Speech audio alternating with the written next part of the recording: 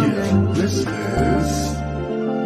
tea time. Yeah, making a difference, one cup at a time. Tea time. So be sure to grab your tea, grab a seat, and tune in to Miss Liz. Tea time, making a difference, one cup at a time. Tea time, yeah. Tea time, time.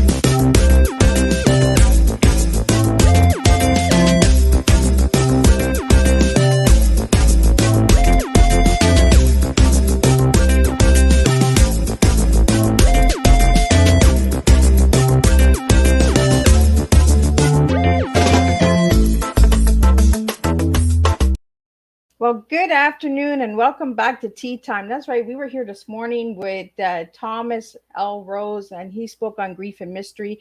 Now we have the amazing Andrea Leigh Austin in here, and she is a co-founder of the Love Experiment, a love-based consciousness movement. So we're going to talk about the science, technology, your conscious minds, all of that. We're going to dig deep, and we're going to get a really good, strong cup of tea this afternoon for all of you guys.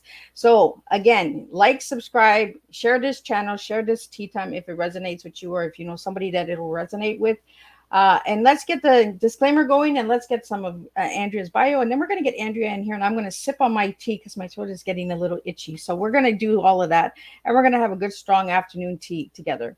So the disclaimer for Miss Liz's Tea Time live shows. Miss Liz myself is going live using StreamYard. Before leaving a comment, please grant StreamYard permission to see your name at StreamYard.com. Please be advised that the content brought forward for any Tea Time show hosted by myself, Miss Liz, is always brought forward in good faith. However, may bring forward dialogues and opinions that are not representative of my platform. The facts and information are perceived to be accurate at the giving time of airing. All Tea Time guests and audience participants are responsible for using their good judgment in taking any action that may relate to the discussion. The content brought forward may include discussions for some where they may be emotionally at risk. It is significant to know that this show is engaging in discussion forums only to offer and inspire awareness and connection, and is not providing therapeutical advice. If you have any questions about the disclaimer or the panelist discussion, you may freely contact me, Miss Liz, through my email at bookingmissliz@gmail.com. Moving forward, should you choose to voluntarily participate in today's show in any aspect, I myself, Miss Liz, welcomes you. And should you decide that the show is not made for you at this time, I respect those wishes, and will see you at a later show at a later date and time. And again, all tea times this year are done on a Thursday, 10 a.m., 3 p.m., and 7 p.m. Eastern Standard Time. And if it's not a Thursday and you see a tea time, it's a rescheduled tea time that will be on a Monday or Tuesday, because that's just how we roll. We keep it going. The flow keeps moving. So now a little bit on my incredible guest, because I have so many questions for this woman. I'm telling you, like, I went and I did my research, and I was like, whoa, this is going to be a deep, empowering, mind-blowing experiment. There are so many things that I want to ask Andrea. So a little bit on Andrea. Andrea Leigh is the co-founder of the Love Experiment, a love-based consciousness movement, as I've said earlier. Andrea's background includes a degree in commerce and economics from the University of Toronto, with over 22 years of experience at the KPMG, a global accounting firm. Then along came her passion for the metaphysics, which led her to attending the University of Metaphysics, and her world took off, realizing that metaphysics and spirituality was the missing link to life, love, and business.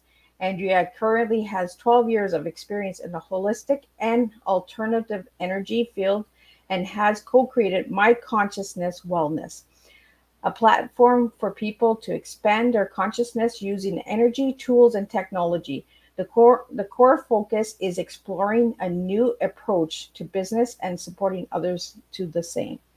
So if you'd like to read all of Andrea's full bio, you can check out Miss Liz's Facebook page. Let me get Andrea in here and let's spill a good cup of strong cup of tea because I feel a good one coming. Good afternoon, Andrea. Oh, I can't wait to have tea. I almost forgot. So my gorgeous partner's making it my favorite cup. It's coming in the room in a moment. Oh, yes, I do remember that through the email. You were saying that you're going to bring your favorite teacup. I can't wait to see it. So, Yeah. Andrea, I want to start off with how I start off every tea time. I want to know who you were as a little girl and who you are now. Oh, geez. Good thing we didn't prep.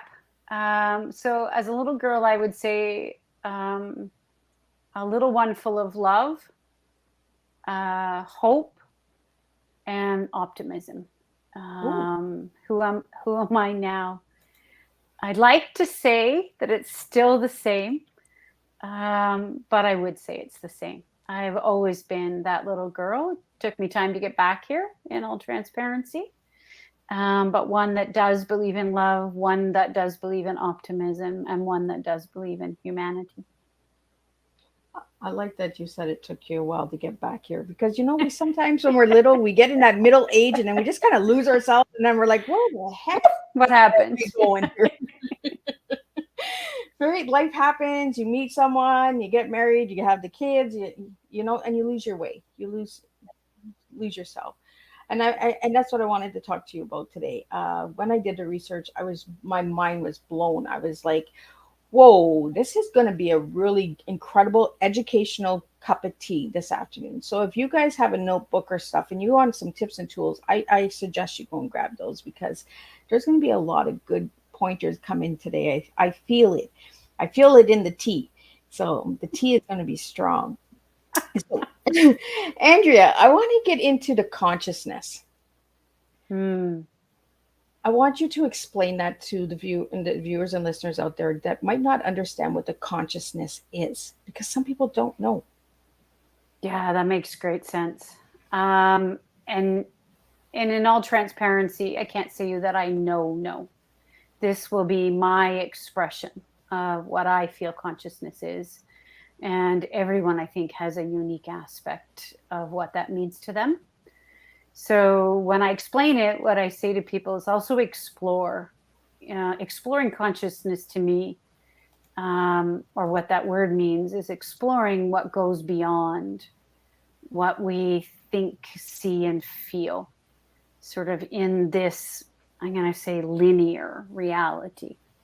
So, what goes beyond us being human, or what makes us human, what drives us. To me, that's the exploration of consciousness. And for us, that can go in 9,000 directions. So we have this belief, and I say we because it's, there's a number of us that are kind of following it in this way, is we say exploring consciousness through love. Because to me, consciousness explored through love, whether it be through spirituality or how we do business or what does energy mean. I mean, to me, consciousness is just everything that creates who and what we are.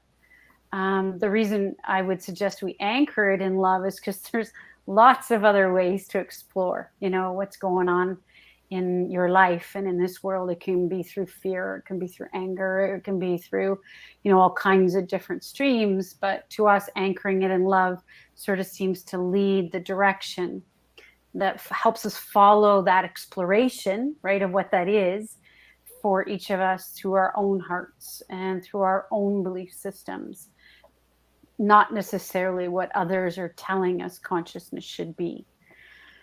So it's not a word I knew, 12, 15 years ago. They don't teach you that in university when you're going through to be an accountant. But it became a word that sort of sat in my world, and I've been exploring it ever since. And so it can all have all kinds of facets. It can be how do we evolve? You know, how can we evolve? How did we get here? I mean, it's just this rabbit hole that for me gets me excited. You know, keeps me awake in a fun way during the day. And for others, it can be a self-exploration of how we journey, how we got here, how can I move past what I'm currently in. To me, that's what consciousness is. So, Andrea, when you say evolve, could you explain a little deeper on what evolve is? I want to Yeah, for really sure. dig deep with you because I feel like you have the answers within you for others to understand consciousness. Because when I looked up the word consciousness, as you've seen in the intro video, you've seen a lot of the mind with the expressions of everything coming out of the mind. And you're talking about everything that flows, right? The love, the flow of life, the flow of humanity, the Mm. involvement, involving of humanity. You know, I'm a big, huge humanitarian. And when I get somebody who is a humanitarian as well, I just want to pick their brains and I want to say, how can we involve this world? How can we make this world better? Right. Uh, and Isn't we that don't fascinating? speak, and we don't speak of these words very often. You know, a lot of people don't use these words in everyday life. So, like consciousness and evolve and all of that, a lot of people don't use these words. So, I want to start using these words. So I want to get your perspective on what evolving is. Yeah, and I love how you brought humanitarian into this, and I got my teacup just so we're Oh, look playing. at that gorgeous cup. So when you called the show in, and thanks for bringing the humanitarian piece, because I think it ties into what you asked me at the beginning. I think in my heart, even as a child, I had feelings of, let's call it humanitarianism. And you would think that's funny given I became a tax accountant, and then we'll go to the word evolve. But the reason I chose that particular profession, even at the time and when I look back, is underneath it, I had always wanted to help. So I chose to be a tax accountant and to teach tax because most people hated that subject and they ran from it. And people were afraid of that topic. And I wanted to see if I could make it easy. And so when this metaphysical element or consciousness element showed up, I always kind of had this sense that I would begin to start explaining from my heart why it's so big for me and see if we could simplify. So let's give that a crack and let me know how I do today. So evolve. I think what I've come to realize is if you are able to step out and look at the history of humanity and the world and kind of documented it, right from the beginning of humanity, however you want to believe how that started to where it is today, right? And you look at the world and you look at its history, you can look at it like a pattern that so far appears to have cycles more primarily driven, let's call it that, based on fear or scarcity or lack or loss. And that makes sense, right? I mean, if you believe that humans evolve, originally from caveman days, or there's lots of other theories out there, most of what the human species has witnessed, let's call it, when you look at the history, has not been really all that uplifting, right? A lot of war, a lot of trauma, a lot of all that kind of stuff, right? So when I look at evolution, I don't mean it necessarily the evolution of the, from the little DNA up to the human form. I mean the evolution of the actual way that humans can and have the capacity to evolve to a species, if you want to call it that can actually connect more consistently and create more consistently through the energy of love rather than the consistent energy of fear. And not that that's good, bad, or otherwise. To be honest, I'm not sure in the grand scheme of the universe it matters, but maybe it does. And so when we tie the word evolve to humanitarianism, what I truly feel is that there is this call, let's call it that, for us to more consciously or openly, right, choose to evolve or expand through the consciousness or the energy or the language of love, however you want to translate that, rather than continuing to follow the old patterns or the very well grounded patterns in most of our lives and families, even in some of the most robust economic systems in the world. Many of them are still founded in the belief systems of fear or the belief systems of trauma or scarcity or lack. So, when we talk about the word evolve, our intention or our hope is that there'll be more and more people that say, okay, enough is enough of the drama, trauma, fear. And we actually wish to choose to move forward, whether it be in our own personal lives or our businesses or how we interact in the world, but we consciously choose to evolve through love, that we've had enough of the other.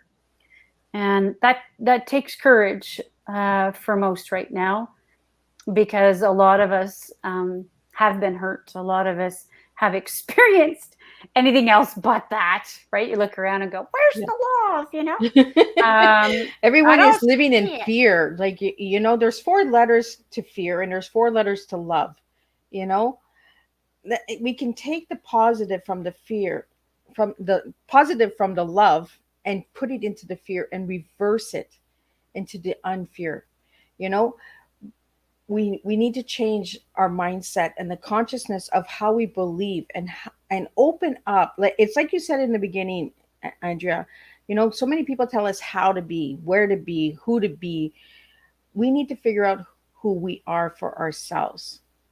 We have to take control of our minds. We have to take control of the mind, the conscious common sense. Common sense needs to kick in at some point. And humanity needs to evolve. It doesn't mean that we're all like cavemen coming back and saying, hey, this is my we are bigger. We are bigger than cavemen. We are individuals, and we are a unique species. I look at ourselves as species. We're human beings, but we come from the universe. So we come with this different energy. And the energy that we put out there is the energy that we receive. So if we put the energy of fear and destruction and corruption, that's what we're going to get. It's that mirror of what we're giving out to the world. Yes, we'll have our hard days and all of that. And that's why when I was doing my homework on you, Andrea, and my conscious wellness, I was like, whoa, this is going to be like my cup of tea, like my kind of thing. I love deep conversations and a deep, strong understanding of the world. There's so much negative in the world, but there's so much positive. Yes. But the positive is not getting seen because the negative is outweighing the positives. So we need to bring the balance back. Well, and that's why I'm even grateful for this conversation today. Thank you, because I agree.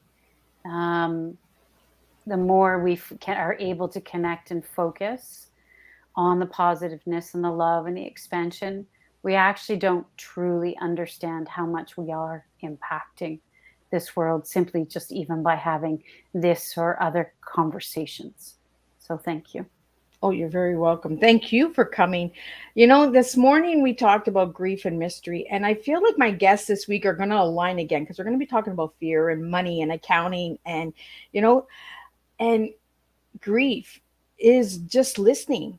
The subconsciousness is just listening. Money is an energy. We're talking about different types of energy today, in different forms. It's the way we look at it. It's the perspective of how we look at these cups, So, Andrea, I want to get into the tea, and then I want to get into more of what you do. But if I give you the word tea, what 3 words would you give me today? Honestly, the ones we've already talked about. So love, for sure, evolve, and expansion is the 3 that really stand out for me today. Now, you want to tell me a little bit about those 3 words? For sure. Love is an energy. It's not what we've been taught. And love to me is a lifelong journey. It can be love of self. It can be love of what we do. It can be love of anything. But choosing that choice to connect and evolve through love is, to me, what brings us the nutritious, sort of delicious life that we're all seeking inside of ourselves. And I question whether that leaves, not by not choosing that, can leave us much more empty inside of ourselves than we realize. And the universe is doing it again. We were talking about food and we were talking about cookbooks. You know how the energy of the universe just has its way of working things out the way it is. And again, to all my viewers out there, these tea times are all booked at different times. I don't know how it's done. The universe does it for me, but all of my guests each week always align with their messages. So I really want to thank you, Andrea, because the nutrition, is the food. That's food of thought, that we bring to the table, how we serve, how we bring our teas. And that's what we do here on Tea Time, is we just serve real strong teas. We don't, the beverage is an enjoyable beverage to enjoy, but it's the tea of stories, the tea of connection and, alignment. Like, I just feel like today's tea was just meant to be, like, I had no clue until I started doing my homework, and I was like, yes, I do homework, guys. And I was just like, ooh, this is going to be a good one. So, Andrea, I want to get into the money, because we're going to be doing money tonight with the last guest. But you have been working for accounting for many years, over 22 years. So from accounting to metaphysics, how did that transform? That's so cool. I think the short answer is, at the end of the 22 years, I knew I needed to do something to transition my life. It wasn't nurturing, me and my soul anymore. And when I came across an incredibly divine partner, we started to journey together, and we journeyed together, let's say, primarily through metaphysics, not knowing it at the time. And when we started to create our own more strong organization, My Conscious Wellness Today, sort of the message was that it was my job to, let's call it, figure out how our organization wanted to be distributed, or how it wanted to be run. And so what started to show up in my existence was writings and teachings, some of them current, some of them past, about this concept of sacred commerce or sacred exchange. And so I feel like, as I started to read some of those works, I started to remember,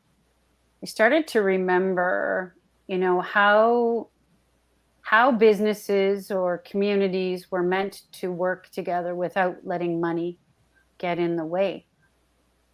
And it felt like an old and ancient text at the same time. And then I started to read some of the current economic books I haven't read in a long time. I never thought I'd be reading that stuff again. Seriously, it did not. And I started to see a pattern. I started to realize that much of our current economic systems were based in fear. And I started to recognize, what if we could start to change the systems, right? The money is actually not the problem. It's just a form of energy exchange. But it's the way in which it's been treated, the way in which it's been manipulated, and so on. Because, there are many people that say, oh, we could put an entire new economic system in tomorrow and we'd be great. And I might say maybe not.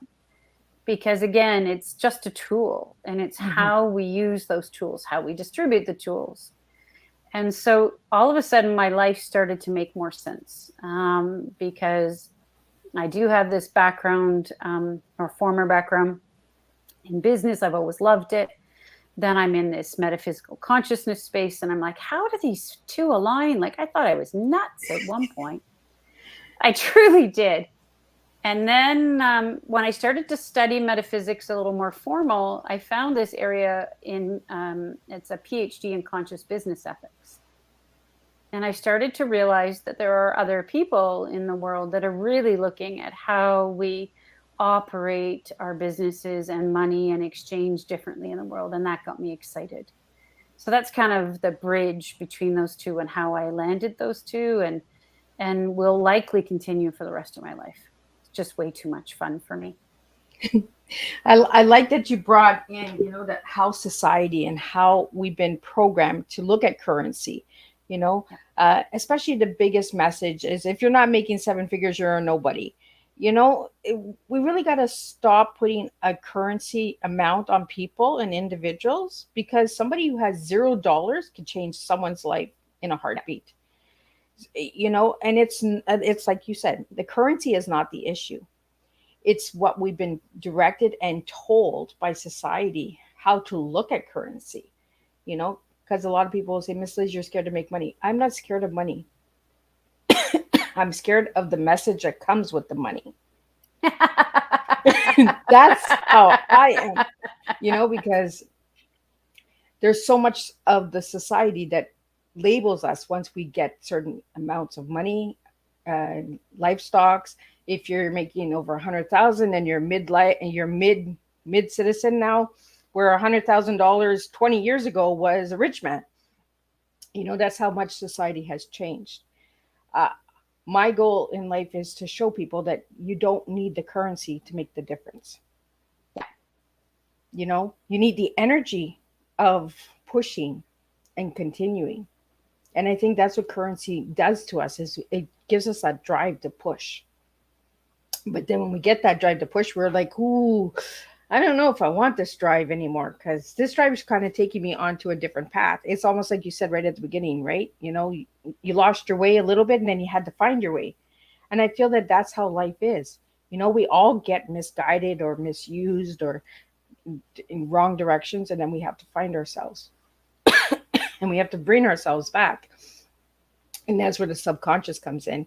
So again, Andrea, like what the work that you're doing and the services that you and your spouse offer, my goodness, like, I'm just like, why are we not seeing enough of this? Why are we not seeing more of this? It's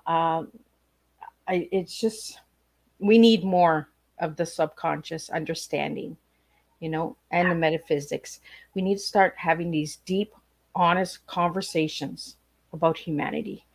We need to start bringing different to the table, having different flows and that. And again, your flow is incredible. So I want to talk about some of the services that you do offer. And so I did find some of the allowing my truth. I want to get into that, because a lot of people are like, well, I know my truth. I know who I am. But do you honestly know your truth? So I want to get into that.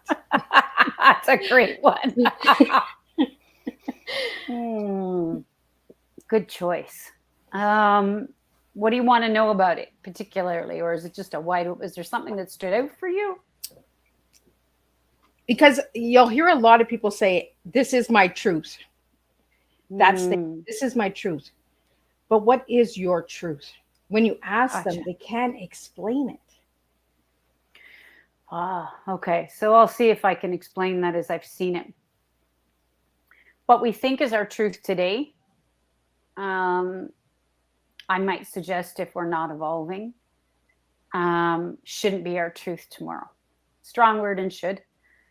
But I think it's really common for all of us to think that our belief systems, that what we think is truth for ourselves today is going to be truth for ourselves tomorrow. And I think it's really common for us to hold on to that. And allowing my truth as an example of that initiative was to use some of our tools, let's call them frequency-based, energy-based tools in the background, that are working in the subtle energy fields, right? Beginning to dissolve some of those truths that really may not be your own. So I think it's really easy as a human or human species or as a person to think that you have certain belief systems that are truth for you because they're often imprinted, right, from parenthood, childhood, society. And it can be hard, even though we don't know it, to not know what our truth really is. And so when we talk about allowing the truth, what we're really talking about is allowing a connection to the greater part of ourselves. Some would call that soul, some would call that God, whatever that is, universal consciousness, or our hearts in the simplest of ways, is in our heart what's really true for us. And those can be clouded by the limited linear thinking mind, or by the patterns or the families and the experiences we've had. And so the invitation around allowing your truth is a deeper connection to allow what is not true for you to more naturally fall away rather than to have to think about it much more. And then watch naturally what begins to surface out of that as to what really is, truth for you. And truth can be defined by so many things. I think it's constantly evolving. I don't think there is any one truth. This goes back to the whole evolution discussion. But that's what allowing my truth was about. And in that experience, we used several sound and subtle energy tools within the people and the groups that choose to participate to just help allow the letting go process to happen a little more naturally, without having to overthink it, in a trusted and safe environment amongst the group, but also the people that chose to participate. So what types of sounds do you use for the letting go process? Yeah, there's essentially three major doorways, two that are used in the online experiences. One is a profound tool that we worked with a group called Quantum Sound Therapy years ago. Super grateful for that tool, and you'll find that.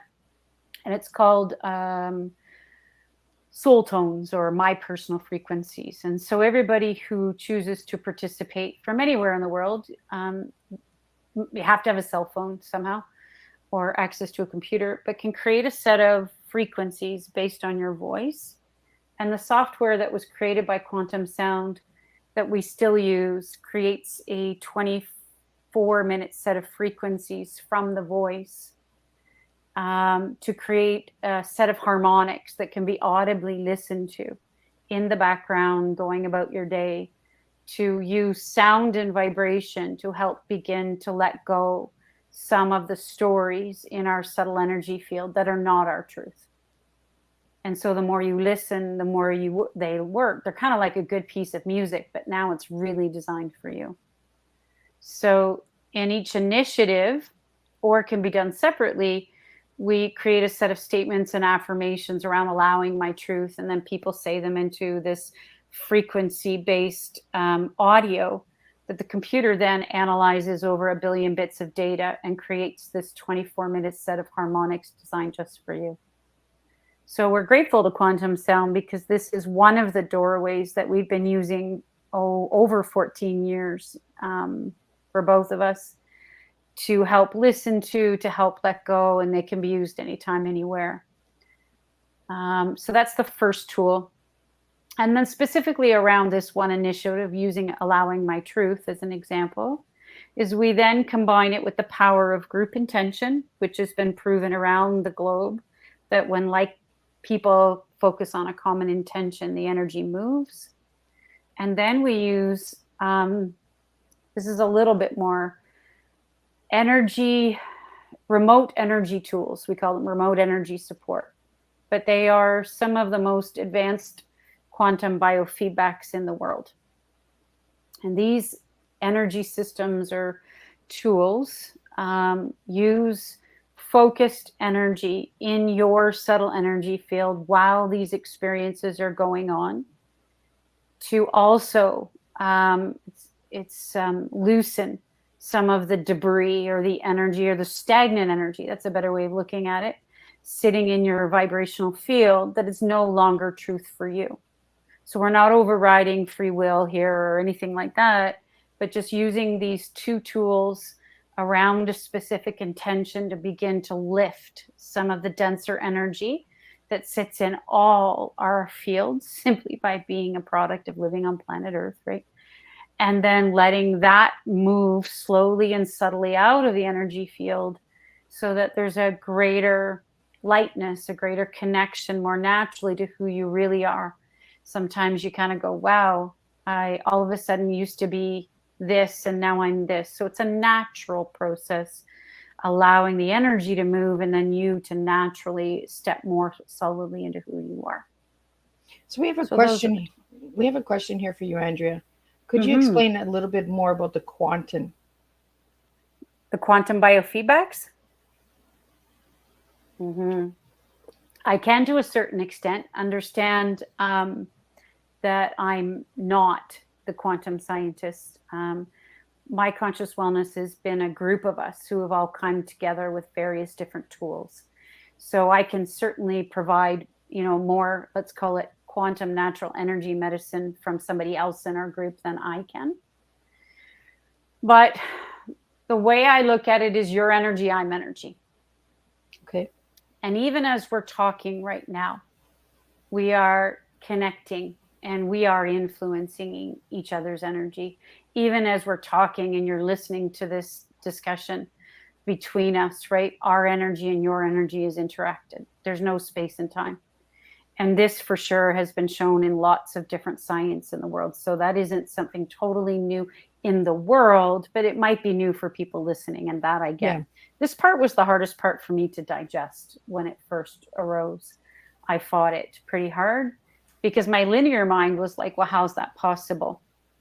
But imagine if I was sitting here right now and I was focusing or meditating and sending love to somebody else across the world. In truth, I am impacting them. If they're aware enough, and not everybody can, I get it, they would actually feel it. So when we sit here and I send Liz love as I'm sitting here, I am actually impacting you in your field. So these quantum biofeedbacks that were originally created by a man named Bill Nelson were used and are still being used in the most profound ways around the globe, traditionally by practitioners to help subtly. And now instead of using a person, I'm using these really very cool quantum computers, right? And that's where the gap for most people is. Like, we're used to using Google for computers. We're used to looking things up, but you're like, how the hell could a computer impact my energy fields, right? Yep. But the truth is, even as I'm sitting on this computer talking to you right now, it's impacting my energy field, and not always for the benefit. I don't mean it's electronics, right? So it's the energy from us, from the energy that we need to provide, if that makes any sense. Because as much as the technology is good, we still have to hold some form of subconscious to control the mind, because technology at any point can come in and take the mind and overpower. And that's where a lot of people are scared of technology, with the AIs coming in and the, and all of the other new things that are coming in. It's because you're giving them the opportunity to overtake your mind, overtake your thoughts. Yeah, that's interesting. So let me bridge that along with the quantum computers, because I think I can pull those together. Any tool or any person or anything can be used for or against humanity. Okay. So if you remember that we're a soul, right, at an ultimate level, and that may not be true for everyone, and I get that, took me time to digest that one too. But if you remember that we're all souls, we're all orchestrating on some level this reality together. So these quantum computers were brought in or designed to help support the human energy field. There's not a doubt in my mind. I've seen them in action. I've seen how they're capable. And then they kind of disappeared for a while. There was a lot of pushback in society, understandably. But now there's a resurgence because there is a lot of writing and a lot of research being done on how the human energy field can be supported by these sorts of subtle energy technologies. And so, and it's surfacing in all kinds of places. You can do lots of research. And yes, I'm sure technology is being used that isn't supportive of the human form, but there are lots that are. Yeah. And so these quantum computers, which have been around for a long time, are being used to support people's subtle energy fields all around the globe, both remotely and in person. And so when we start to offer our services to people, we're able to use these quantum computers or focused energies to help strengthen and support your energy field. And as we start to strengthen it, right, it starts to naturally let go of some of, let's call it the debris, right, that isn't in resonance or supportive of the form. And as that happens, we more naturally become stronger within ourselves, begin to understand our own truth or our own belief systems. And we begin to naturally get rid of the things that are not in resonance with love, which is our intention when we go through these experiences. So, Andrea, we have a question here. It's a big book, so I'm going to just try and put it together here. So how do you feel about the AI technology? Mm-hmm. Number one. And second Good of all, question. do you feel that the AI is imperfect for a reason? I can't say, I'll go backwards on that question. I can't say I know that AI is imperfect. So I won't speak to that. But I think like any tool, it's in a birthing phase. And there's an excitement on some level because there are certain things, like, let's be honest, that not every person wants to do anymore, that it would be really fun to let something else do it for you so that you could enjoy your life more.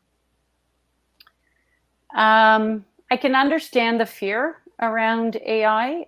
We've had some really interesting recent discussions with other groups that are focusing on AI in the world. That isn't necessarily our focus or intention in the moment. But what I have recognized is there are people in the world that understand that AI with a foundation of, let's say, love or nature or natural sort of intelligence around how nature works and how the human energy field works could be a significant assistance in helping the human species evolve. Not taking away control, not overriding human free will or free choice. Actually don't subscribe to that. I understand. I'm not saying some of that hasn't happened. I just don't subscribe to that belief system. But I think that AI, like any tool in the hands of the right beings, can be profound. And so I don't think it's any different about any of the other technologies. You know, I have a joke. Sorry, if you don't find this funny, I'm knock, sorry knock. now. Knock, knock, who's there? So knock, knock, there, creation, right? So along comes a spider who sat down beside her, right? There's a bit of a joke that we as a human species get some of the most profound ideas in the world and how to assist others. But when we go back to the beginning of the conversation, right, about patterns and consciousness, then what happens is sometimes the humans might just a little bit screw it up. And I'm a big believer, not always as consciously as they think, because we're still templating it through fear, scarcity, lack, and loss. Doesn't mean the idea wasn't a great one. But then we get it out into the hands of people and it starts becoming more complex than the original idea was given, right? I think we're given ideas all day, every day. on how to create this and do this, and it's super cool. But what happens is then we start to template them through scarcity or holding or lack, and we're not focusing on using that creative idea or that tool on how we can help people, how we can move forward, how we can create more love. And then the world gets a little funky. I don't know if that's the true same for AI. This is just Andrea Austin's personal opinion. God knows she might be wrong. But I wonder that about AI. I think it might be a really cool idea.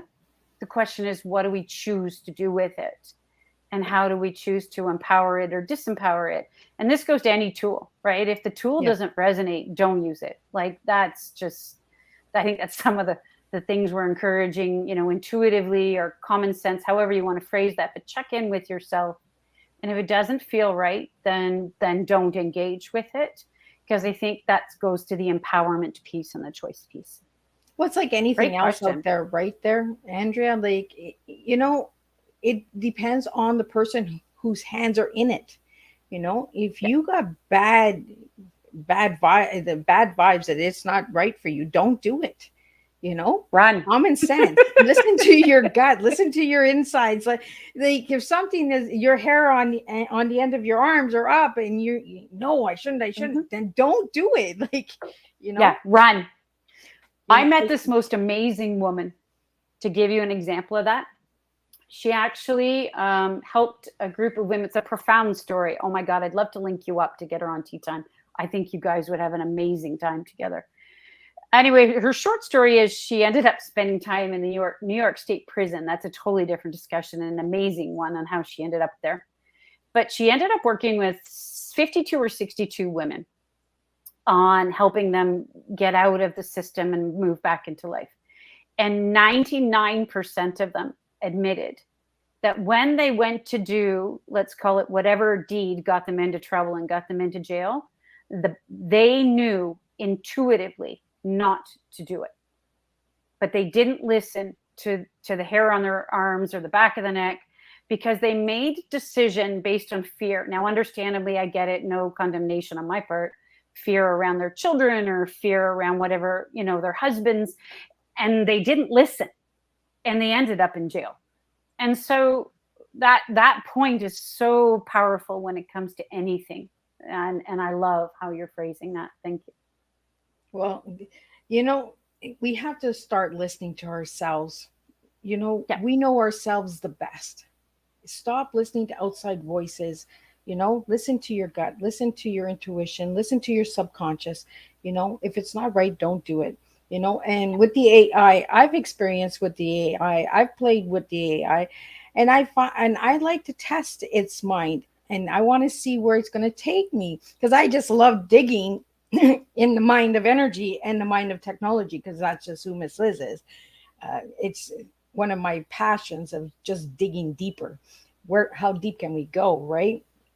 So I want to get into the Infinity series that you have, that you offer. Yes. Time is just flying by, because that's just how energy works. It just flies by when we're having fun. Oh my God, right? is it ever? I was like, holy God, it can't be that time. It is. Everyone's like, Miss Liz, an hour? I can't give you an hour. Yes, you can. Trust me, you can, because they keep the conversation going. So I want to get into the Infinity series, and then I want to get into the water. When I say the water, I want you to explain to the viewers and listeners out there about the hexagonal water. Yep. Okay, so the Infinity series was a divine inspiration. There's no other way to phrase it. We are not scientists by any stretch, but we have been working with scalar energy technologies for a number of years in this life. And it was birthed by divine inspiration 4 years ago. There are 3 physical two actually. We decided to put one in the back seat for now. 2 physical, literal technologies. There's one in my lap right now, where we're combining in the simplest way frequencies, certain geometric shapes, copper coiling, and other elements to create vibrational energy fields that are meant to be placed in homes, offices, and businesses 24/7 to create a more gentle, coherent energy field, environmental field for people to actually live in. So that's the Infinity series. There's 2 in the moment. There was 3. The third one's kind of reworking. And there's a 4th one sitting on the drawing board. And what we were shown is each one will draw a different soul. They're kind of like flavors of the rainbow. Some people like red, some people like yellow. They're all different energies, same core concept, different energies. And that energy is meant to support the individuals that feel called or choose them, to put them into their field, to help strengthen and support the connection to who they are as a soul or as a being, while they're in this 3rd dimensional reality. So that's the Infinity series. So are you saying that certain objects and text and design work with the mind? They way beyond the mind. We're actually working with the entire subtle energy field. Okay. So we're working with the human subtle energy field, with the consciousness and the soul. We're not working. They're just instruments that are placed in your environment. Okay. And in my simple language, the longer they're running, right, they're creating these expanded energy fields, which makes it easier for you as a soul or an expanded consciousness to live in while you're in this world. They do naturally start to help release some of the dramas and traumas as well, especially because they can be run 24/7. And there's a whole community of us actually that have been working with them for years. So you will start to see, not today if you go onto MyCW, but soon, station near you, a whole community element. But we don't mean community in the traditional way. What we mean is a whole bunch of very interesting, very awesome beings who have journeyed with these instruments and are showing people how they're using them or incorporating them in their own way. Because there is no standard template in our world. We're all unique beings and unique souls. Or just providing energy to support people in their own evolution. I really love that. Unique. I love when people are different and unique. I tell everybody this all the time. Just be you, be different, because when you start dissolving into someone else's beliefs of who you are, you lose that uniqueness about yourself. Yes. You lose that energy. It's like the energy is being pulled from you, and people can feel when your energy is not real. Yep. When you walk into a room and you can say, oh, I don't know about that one. This one is really cheery, but the energy, I'm not sure about that, or you walk up and somebody's really quiet and they got this incredible, strong energy that is just pulling you in.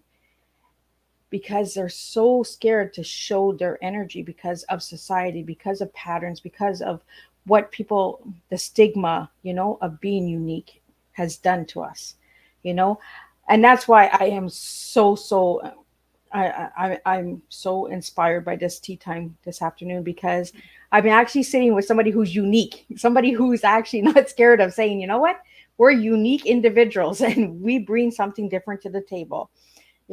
So for all the listeners out there, if you're listening and if you listen to the replay and you share this with others, know that you matter, that your energy matters. We need to start celebrating people's energies, people's individuality, So I want to get into, we're almost at the end here. I want to get into the water, because when I seen the water, I was like, okay, I want to know about this water. What's so special about the water?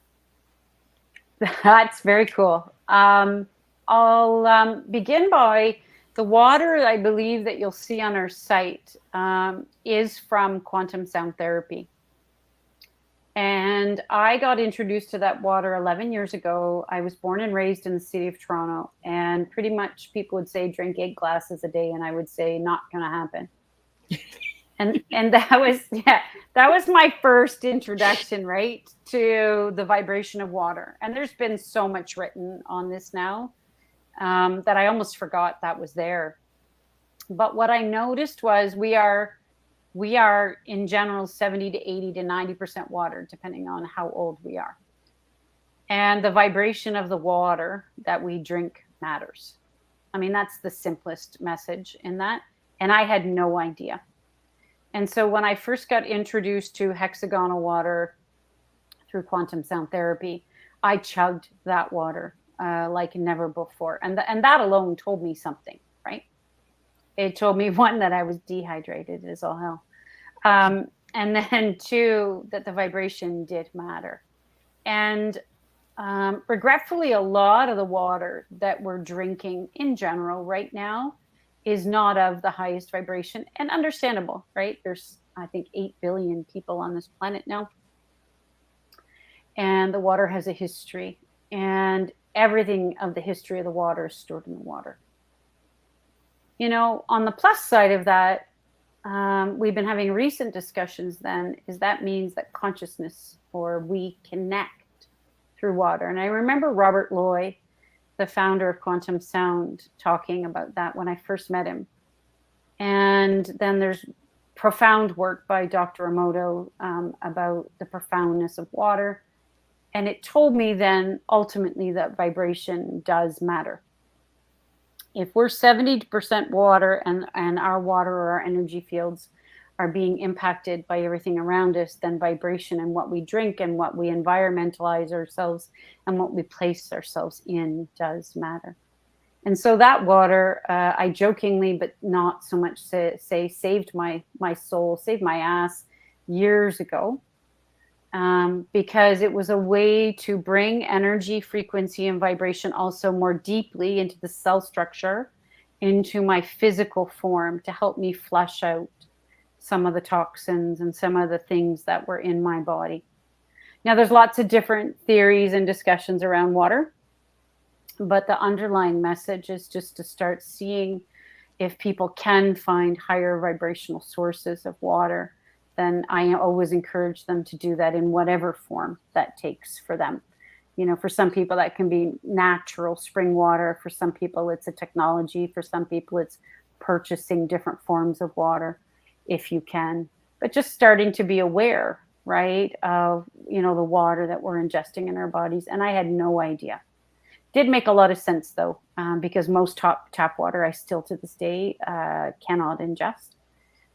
Just doesn't feel right. So I drink tea, helps boil some of it out, you know. But water matters. And that's really the message from that one. So if anybody would like to reach out to you, Andrea, how could they reach out to you?